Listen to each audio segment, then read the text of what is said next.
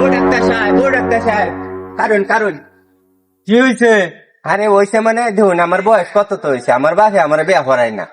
আমি আপনার এই 1000 টিয়াতে যাইতাছি, আবার আগে কই ভাই আনলে পরে আমার বিয়া করাইতো।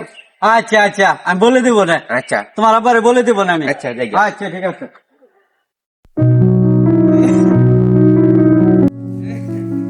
আলাই বুতে তো বিয়া করাইতো না, কার সাথে সিঁড়ি রং ব্যক্তির কাছে রেখে। রে আমার পুতের কি হয়েছে?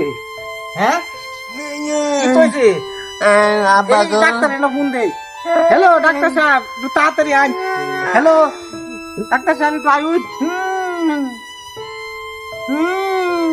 দেখুন দেখি তো হয়েছে। ও তাহলে কি খাইছেন আপনি?